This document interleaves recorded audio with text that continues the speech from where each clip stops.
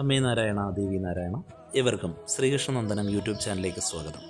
2025 എന്ന പുതുവർഷം ആരംഭിച്ചിരിക്കുന്നു. അപ്പോൾ ഈ ഒരു വർഷം ഓരോ നക്ഷത്രക്കാർക്കും ഉണ്ടാകുന്ന ഫലങ്ങളും ദോഷപരിഹാരങ്ങളും വഴിപാടുകളുമാണ് നമ്മൾ ഈ വീഡിയോയിലൂടെ ചർച്ച ചെയ്യുന്നത്. അശ്വതി മുതൽ രേവതി വരെയുള്ള നക്ഷത്രങ്ങളിൽ ഇന്ന് നമ്മൾ ചർച്ച ചെയ്യുന്നത് അശ്വതി നാളിനെ കുറിച്ചാണ്. അശ്വതി നക്ഷത്രക്കാർ ഉത്സാഹികളും ധൈര്യശാലികളും ആത്മവിശ്വാസമുള്ളവരും സമർത്ഥരുമായിരിക്കും. സംഖ്യാശാസ്ത്ര പ്രകാരം 2025 വർഷത്തിൻ്റെ അധിപതി അശ്വതി നക്ഷത്രത്തിൻ്റെ അധിപതിയായ ചൊവ്വയാണ്. അതിനാൽ അശ്വതി നക്ഷത്രക്കാർക്ക് ഭൂമി, സഹോദരബന്ധം, സ്നേഹ സൗഹൃദങ്ങളിലും മറ്റു സുപ്രധാന അനുകൂല അനുഭവങ്ങൾ വന്നെത്തും.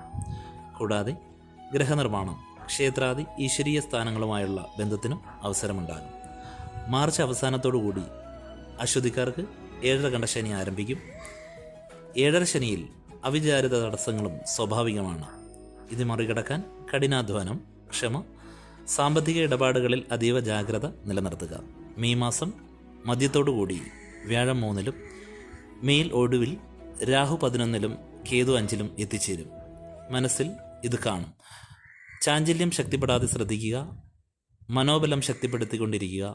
40 വയസ്സിനോടടുത്ത ചൊവ്വ രാഹുദശ അനുഭവിക്കുന്ന അശ്വതി നക്ഷത്രക്കാർ വരും വരായിക ചിന്തിച്ചു മാത്രം തീരുമാനങ്ങൾ എടുക്കാനും പ്രവർത്തിക്കാനും ശ്രദ്ധിക്കുക. 2025 തീർച്ചയായും ഗുണാനുഭവങ്ങൾ ഉണ്ടാകും. എന്നാൽ ഈ ഗുണാനുഭവങ്ങൾ ഫലപ്രദമാകണമെങ്കിൽ അശ്വതി നക്ഷത്രക്കാർ ആത്മശ്രദ്ധ കൈമോശം വരാതെ ജാഗരൂകരായിരിക്കണം.